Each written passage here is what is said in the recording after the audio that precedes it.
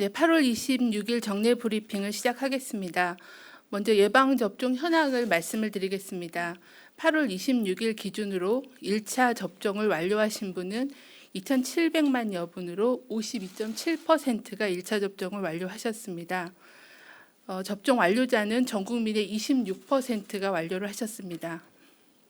연령대별로 인구 대비 접종률을 보면 1차 접종 기준으로 60대가 92.5%로 가장 높았고 70대가 92.1% 그리고 50대가 83.8% 순으로 접종률이 높았습니다. 18에서 49세의 청장년층은 기존의 우선접종 대상군과 잔여 백신 등을 통하여 814만 명이 이미 접종을 받으셔서 35.6%의 접종률을 보이고 있습니다. 18세에서 49세 청장년층 중 사전 예약 대상자의 예약률은 67.2%이며 이미 접종을 받았거나 다른 대상군으로 예약하신 분들을 포함하면 현재 실제 인구 대비 81.5%가 접종에 참여할 것으로 전망됩니다.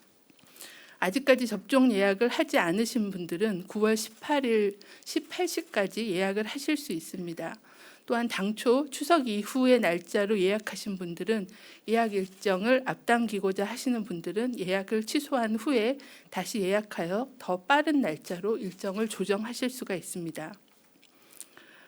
오늘부터 18세에서 49세 연령층의 예방접종이 전국 위탁의료기관과 예방접종센터에서 실시됩니다.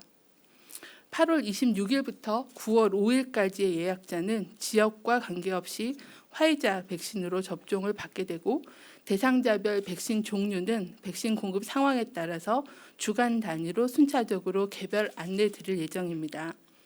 다만 백신의 효율적인 활용을 위해 당일 접종 기간의 상황에 따라 문자로 안내된 것과는 다른 종류의 백신이 접종될 수 있음을 양해해 주시기를 부탁을 드립니다.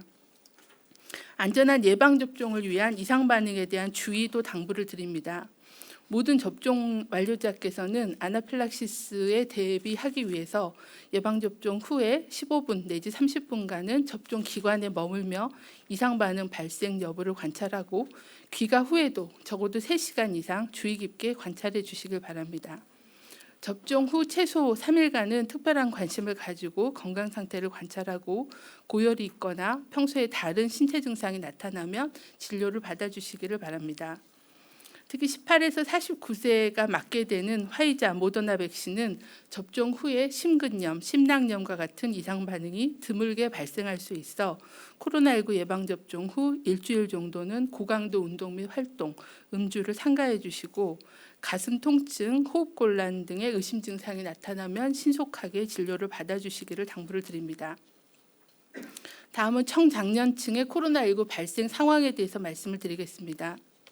8월 26일 기준으로 20세에서 49세의 청장년층은 11만 9,509명이 확진이 돼서 전체 확진자의 49.1%가 청장년층 연령에서 발생하였습니다. 연령별로는 20대가 4만 4천여 명으로 18.2%, 30대가 14.9%, 그리고 40대가 15.9%가 발생을 하여서 20대에서 가장 높은 발생률을 보여주고 있습니다. 청장년층의 사망자 현황은 8월 26일 기준으로 총 41명이 사망하여서 전체 사망자의 1.8%였습니다. 연령군별로는 20대가 8명, 그리고 30대가 11명, 40대가 22명의 사망자가 발생하여서 치명률은 0.034% 정도였습니다. 청장년층의 위중증 환자 발생 현황은 8월 26일 기준으로 총 719명에서 위중증 사례가 발생하여서 위중증 발생률은 0.06% 정도입니다. 연령군별로 보면 20대가 67명, 그리고 30대가 193명, 그리고 40대가 459명이었습니다. 최근 7주간의 델타 변이 바이러스 유행이 진행되는 4차 유행 시기에서의 환자 발생을 분석한 결과 20에서 40대의 연령군이 환자 발생 비중이 가장 높고 일 평균 발생률도 지속적으로 증가하고 있는 상황입니다. 20에서 40대 연령군의 주요한 감염 경로는 가족, 지인, 직장 등 개인 간 접촉 감염으로 인한 확진자 접촉의 비중이 40% 이상이고 조사 중인 비율도 33.9%로 지속적으로 증가하고 있습니다. 최근 7주간의 위중증 사례는 20에서 40대 위중증 사례가 417명이었습니다. 전체 그 위중증 사례 중에 58%가 최근 4차 유행에 발생하였습니다. 위중증 환자 중에 미접종자가 412명으로 대부분이었고 접종 완료자는 1명이었습니다.